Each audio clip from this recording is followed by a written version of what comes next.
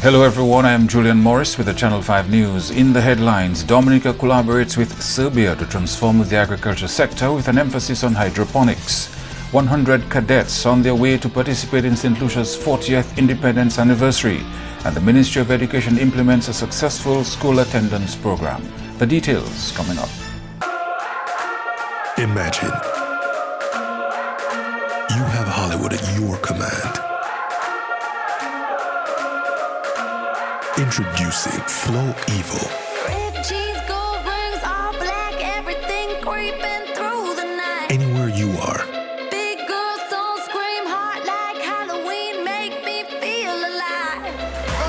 There's a world of entertainment here, and you run the show. Flow Evil.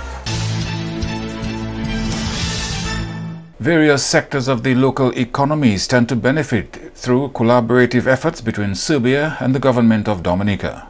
Prime Minister Skerrit outlined some of these areas covered during the Serbia visit. Agriculture could realize critical innovation through the implementation of these collaborative efforts. At the same time, the representatives of the leader of the United Workers' Party was in Washington, speaking ill of Dominica. The Secretary to the Cabinet and I were in freezing temperatures in Serbia, negotiating an exciting new deal for farmers in Dominica. We met with the President, the Prime Minister, the Ministers of Foreign Affairs, Education and Agriculture to discuss not mere ideas, but firm plans for the upgrade and advancement of several sectors in our country. I can tell you, for example, that we negotiated a technical assistance program for the reintroduction of commercial fish farming in Dominica. We agreed to the acquisition of the technology and wherewithal for the introduction of modern hydroponics and greenhouse fruit and vegetable farming in our very own Dominica, my dear brothers and sisters.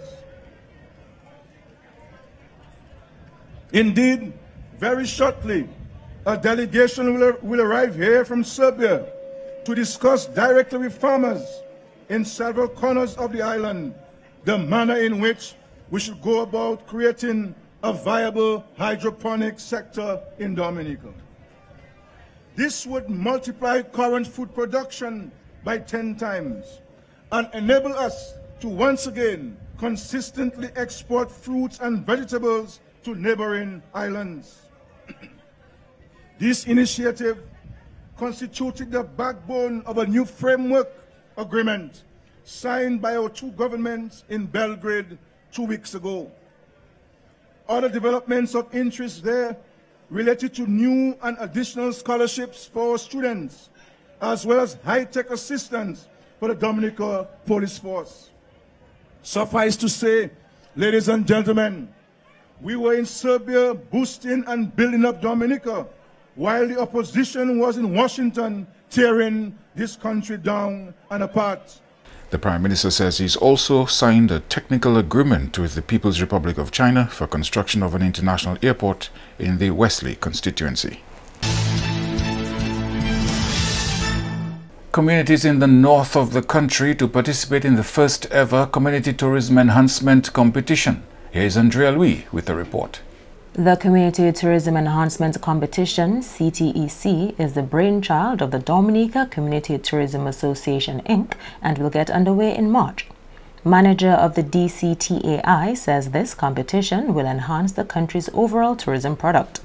And there are some specific objectives, as this is built on four pillars. So the 4 pillars we see as would really spur or advance the growth and development of community tourism is cleanliness, landscaping, hospitality, and community involvement. So we are focusing this time around on the north and northeast.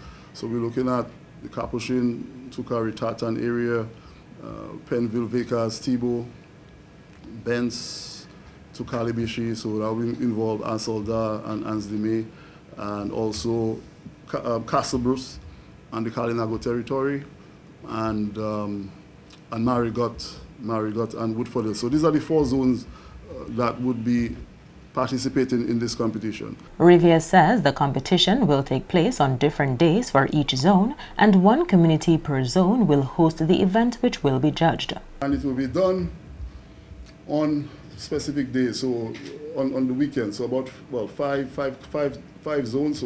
So from the 24th of March, the process will begin.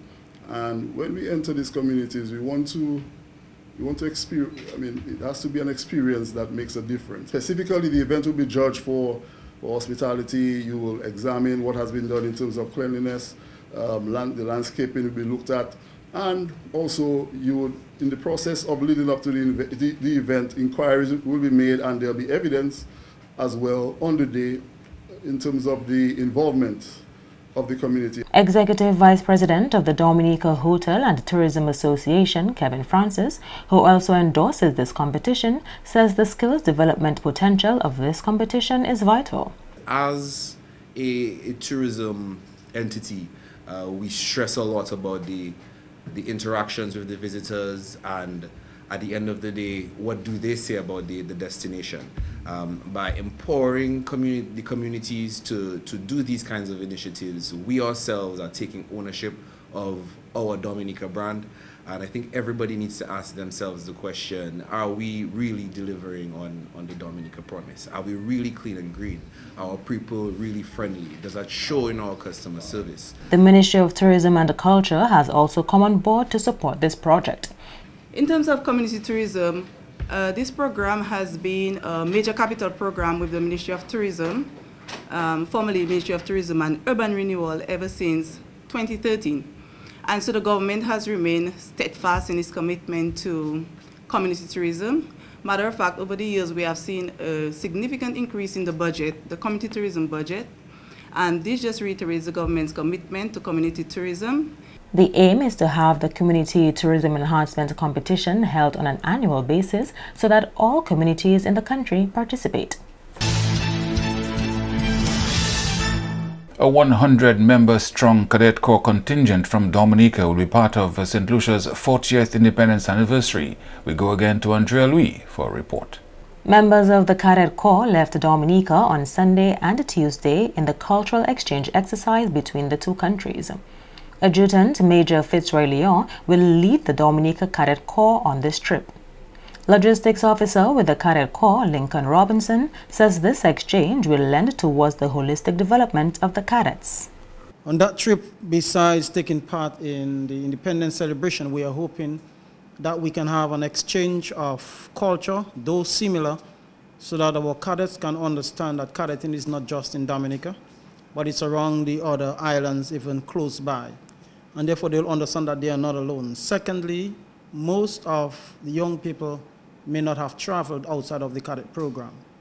And so the cadet has a policy that at least once every cadet should travel as a result of the program. And so a number of them, this will be their first experience to even live in Dominica. The cadet band and one platoon are expected to participate in St. Lucia's independence activities. Robinson says one of the aims of this exchange is to further develop the cadet movement in Dominica. And we are hoping that at the end of it, that it would strengthen the cadetting mentally as we strive to build young people who are civic-minded using military strategies so that then they are exposed to the community. Somebody can identify them as somebody who would have gone through the training. So in a nutshell, this is what St. Lucia is all about. It's about celebrating, it's about exchange, it's about giving new experiences to our cadets. St. Lucia's independence anniversary will be celebrated on 22nd February. Andrea Louis, Channel 5 News. In other news, Prime Minister Skerrit says the DLP remains steadfast in its support for the candidate for the Pirit-Savan constituency, Marva Williams. Marva Williams came under attack after her candidacy was announced on Sunday. The Prime Minister said she must be presumed innocent until proven guilty. The candidate of the Labour Party is innocent. She has not been charged with anything, and the family of the Labour Party will give her the support that she needs as she goes about the country and constituency, carrying out her responsibilities as our candidate. We will not abandon her. We are grateful to her and we admire the fact that in spite of her own difficult and embarrassing circumstances, she has the courage, fortitude, commitment, and determination to stay on the course of national service. Mr. Skerritt said he would stand by Marva Williams just as the people of the constituency to ensure the seat remains within the Labour Party. He has described the response to the DLP's list of candidates as overwhelming. He has also strongly denounced an unflattering audio released after the party declared Amika Charles the DLP's 2020 candidate for Marigot. The audio voice note went viral, forcing the candidate to withdraw her candidacy. The Eastern Caribbean Central Bank will soon roll out a new family of EC banknotes. The ECCB embarked on the project to change the material on which the EC banknotes are made to what is referred to as polymer, essentially plastic. Polymer is a thin, transparent plastic film made from polypropylene. Polypropylene is sometimes used interchangeably with polypropylene, and all that means is a versatile, complex plastic material. Why the move to polymer at this time? Shamalan, although banknotes on polymer started way back in 1988, the Eastern Caribbean Central Bank will be the very first central bank in the Eastern Caribbean to issue an entire family of banknotes on polymer. And the main reasons why we actually went to polymer were safer, cleaner, stronger. Safer in the sense that they will be difficult to counterfeit, because right now on paper, the paper banknotes, persons counterfeit these banknotes by using the ordinary photocopying printing paper to counterfeit this. Now, to counterfeit polymer, they first have to obtain that plastic material, which will be very, very difficult. And even if they try to counterfeit polymer on paper, it will be easy to pick up because you'd feel the difference. Cleaner in the sense that they are resistant to water, resistant to dirt, resistant to moisture and other liquids. Okay, with paper banknotes, they tend to absorb in the paper and make them unfit for circulation in quick time. Stronger because they will be more durable. Durable in the sense that they last 3 to 5 times longer than paper banknotes. They'll be difficult to tear. In short, Rosbert, the public can look forward to banknotes that are more secure, cleaner for longer, and of course more durable. Correct. You also mentioned that the notes will be made from a plastic base, and we know that member governments are moving away from the use of plastic to biodegradable items. What sort of impact will the polymer notes have on the environment? I'm glad you asked that. The way we dispose of our plastic items, forks, styrofoam containers or so on, it won't be the same we would dispose of our monies. We're not going to throw them down on the ground. We're not going to, get rid of them, any old place. They're not single use. They're not single use, very much so. And even if you see one on the ground, somebody's going to pick it up anyway, right? The way we dispose of our paper banknotes is by shredding them, send them to the landfill. They get burned, the ashes degrade in the soil as per usual. With plastic, you can't burn plastic. Once heat is applied to plastic, they melt and turn one big lump.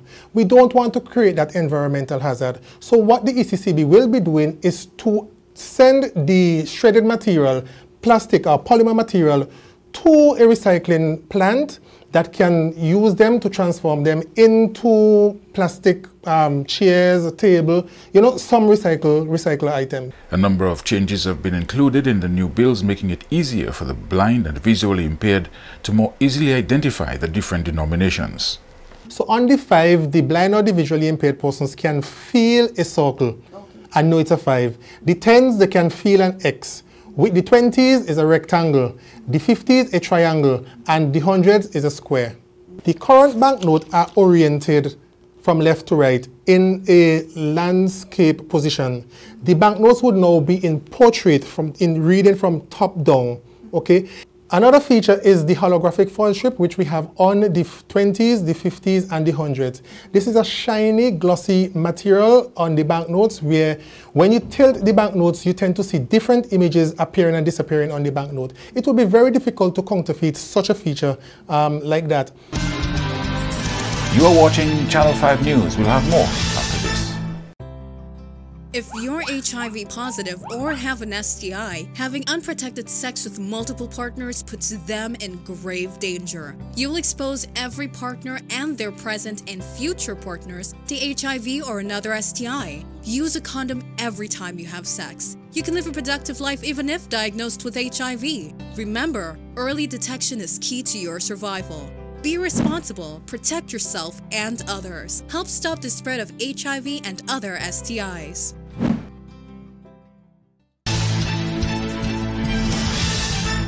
The Ministry of Education and Human Resource Development has facilitated the return of 38 students who dropped out of the school system or the education system following Hurricane Maria. The students' ages range from 6 to 16. 9 of them were referred to skills-based programs at the Social Center and the Youth Skills Training Program.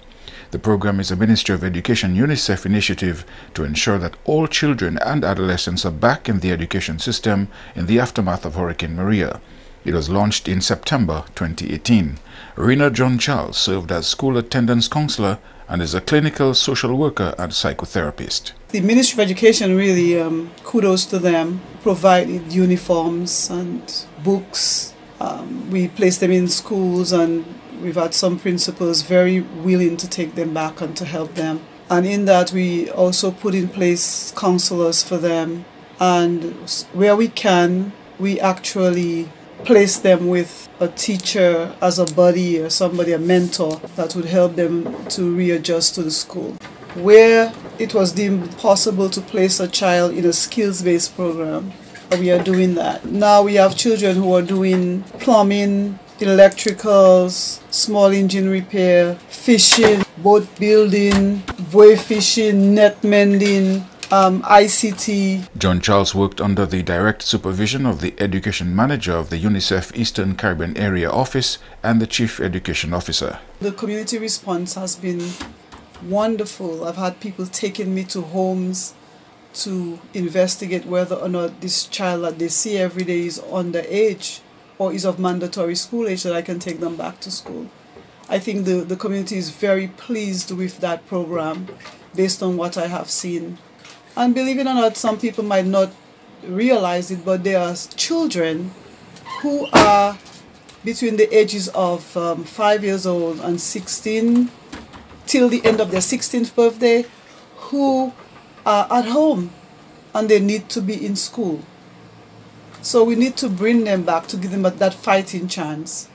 We need a nation that is educated, and I think not only educated but productive. Schooling for 100% of students was heavily impacted by Hurricane Maria. Provision is made in the Education Act of 1997 for compulsory education for all students between the ages of 5 and 16. A renewed challenge to the country's youth to seriously consider getting involved in agriculture. The Prime Minister believes there can be no excuse for young people with so much free time on their hands not getting involved in agriculture.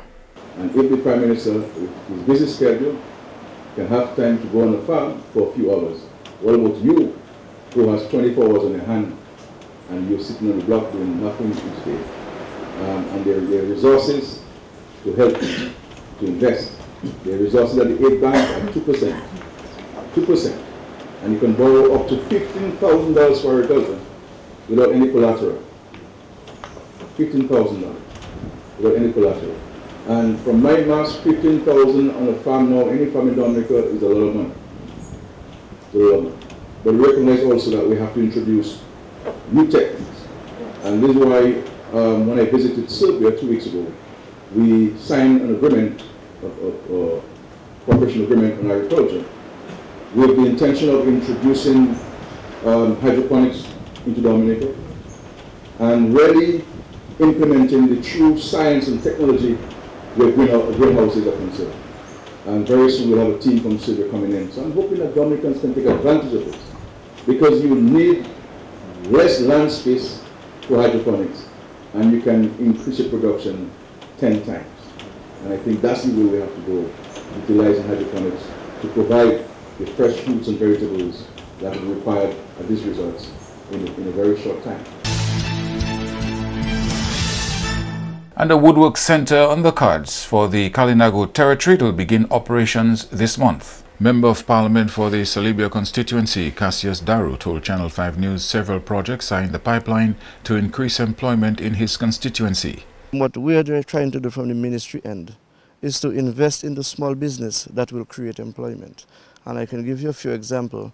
Last year we invested in some industrial machines for furniture and woodwork production. And we have funds available now.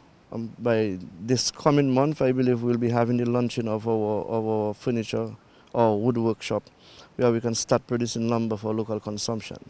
We are looking at this project. It will employ at least 10 individuals who will either be out of the NEP or new individuals who will be employed. So that's one aspect of it. Outside of the woodwork factory, Daru says additional support is being given to help train more people in various skill sets. We also have a young gentle fella in the Bataka community who has invested in a block making machine. So what we are doing now is to empower him with the additional materials that is required so that he can start producing blocks in the Cali Naga territory. And on his proposal, we're expecting that at least 6 or 8 individuals will be employed on a shift basis. We have other individuals, for example, who's into sewing. With the Ministry of Trade, there was a program conducted for sewing, and we are in the process of helping them in getting new industrial machines so that they could continue the sewing program. And I believe about 10 of them, they were engaged in this program. So it means that these 10 individuals will be employed, gainfully employed. The Serbia MP says steps are being taken to position the constituency to take advantage of the growing demand for cassava products. There are some health issues, from what I understand, with the local way of baking it. So they're going into the more modernized way of baking the cassava bread. And also producing more varieties and utilizing the cassava that we have to make multiple products. So what we are looking at is to have the establishments established where we can produce cassava bars, maybe cassava bar coated with honey, cassava bars with chocolate flavor and stuff. So we're looking at a range of products so that we could develop and present to the market that is existing for us. Because really and truly the demand for cassava products is high in this country, and I believe it's one of the best quality food that we have on island.